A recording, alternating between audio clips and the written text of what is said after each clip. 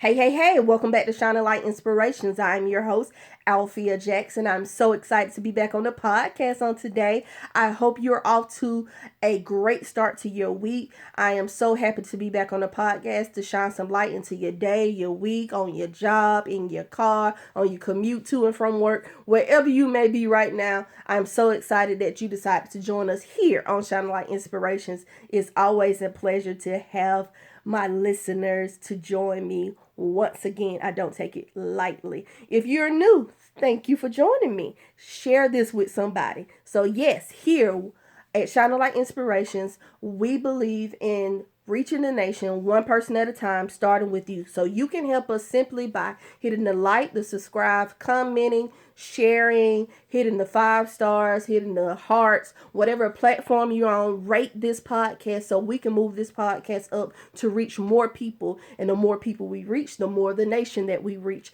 And we are trying to live out this purpose that God has given to me to share with you. So we thank you once again for joining us here on Shining Light Inspirations. Let's jump into the topic for today. I was sitting wondering, oh my God, what am I going to talk about today on the podcast? And it's just been like a whole lot of stuff going through my mind.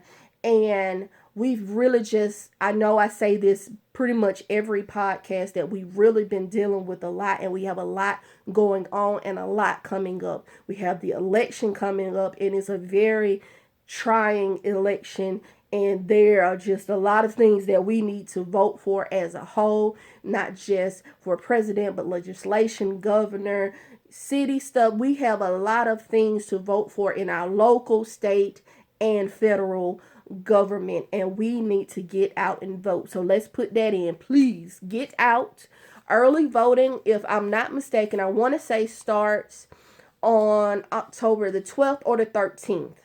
Check with your state, wherever you may be. I want to say the 12th or the 13th. I can't recall what that week starts off with. Go early vote. Do not, if you got to wait till November, okay. But early vote. Please go early vote. This election, lives are depending on us, especially as African American people, to vote. And yes, I'm speaking in those terms because we are in a state of emergency as a whole, and we really need to vote.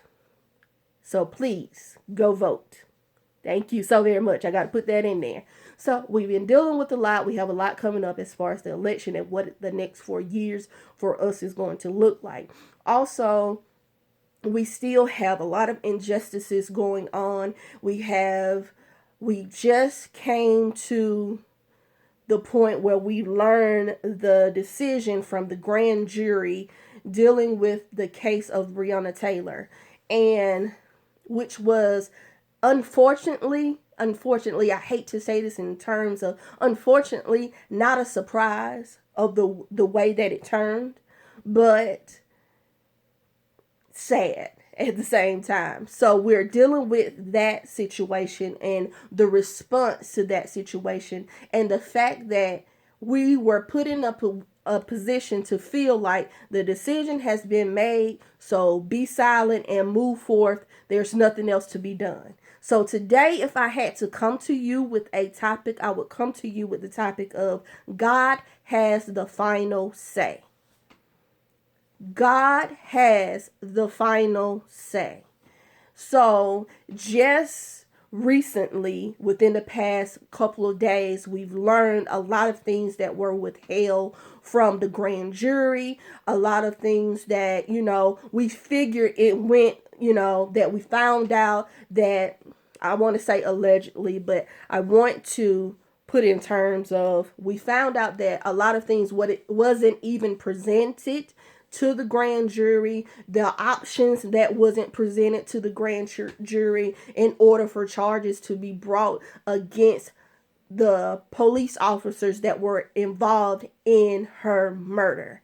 It was only limited amount of evidence, as I would, call it, cherry-picked evidence that was presented to the grand jury. I don't even believe that any type of murder, homicide, manslaughter, nothing was even on the table to for the grand jury to even pick to decide whether these people were guilty or not. It was just very limited. And unfortunately, it's one of those situations where we were treated as if, and I say as the human race and as the African American human race, was treated as if this is what it's going to be. There's nothing else left to be said. This is the final conclusion. And, it was treated as if no further questions would be asked. No further digging would come about. There are a whole lot of things that are going on in the ground in Kentucky, where we have a lot of protesters who are risking their safety and their lives to stand up for this injustice. And I continue to pray for them and am so grateful for them going out to protest, because a lot of us aren't even able to get to Kentucky or able to get out and protest. So we are praying for those different, people who are out, and the way that they are being treated by basically using their First Amendment right, being peacefully assembled, but now being agitated and, causing basically stampedes and trampling over people, kids, and all this stuff is just going on. This is a whole bunch of chaos.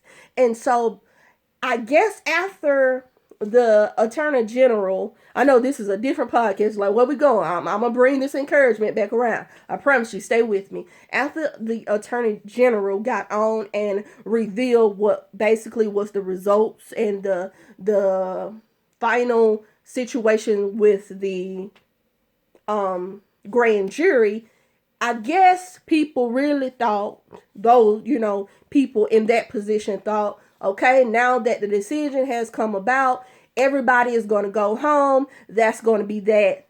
Nah. God has the final say.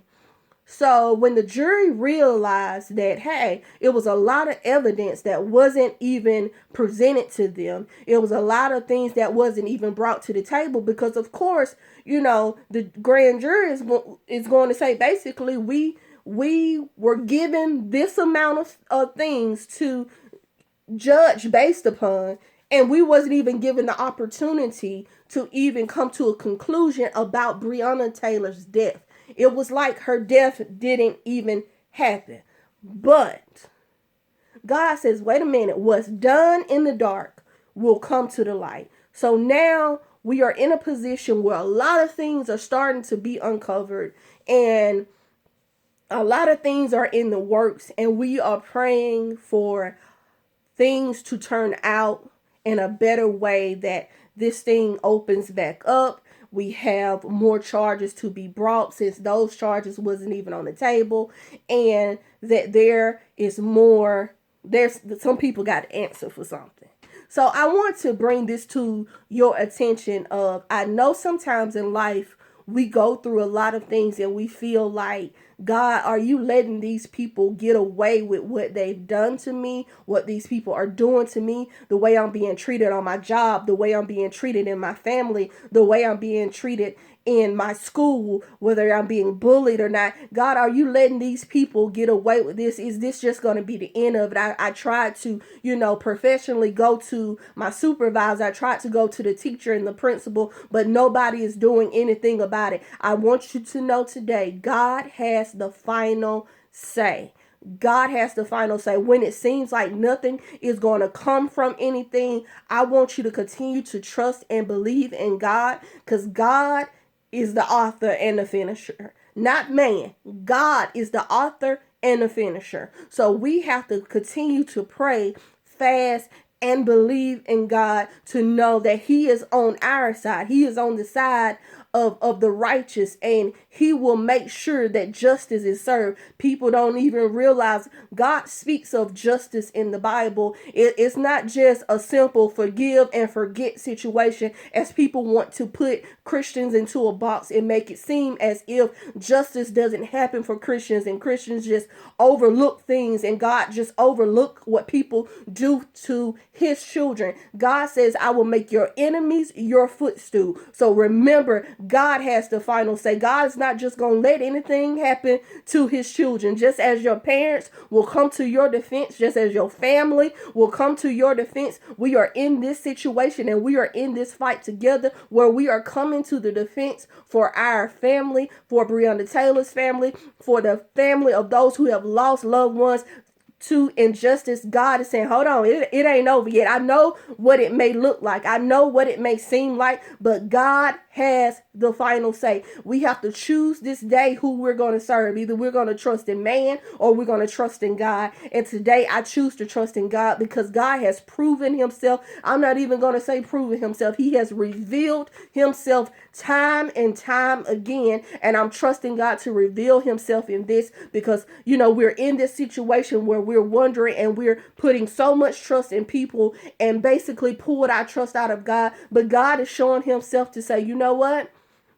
Now, when I reveal myself in this, I need you to do what you're supposed to do and what I equipped you to do. So I need you to get out and use your dominion, authority, and power. And we have dominion, authority, and power within the gifts that he's given us. We have dominion and authority and power within our vote. Not only should we vote, but we should raise up a generation to put into these legislation positions, to put in these executive positions, to put in the House of Representatives, to put in the government positions, to put in our local government. We have to raise up the next generation to place these people in. It's not just about the marches. It's not just about the protesters, but it's about what we're going to do and represent that will affect our lives, not just for the next 4 years, but the next 40 to 400 years. How we are going to deal with this situation here will determine how things will turn out. God is going to show up, but will you?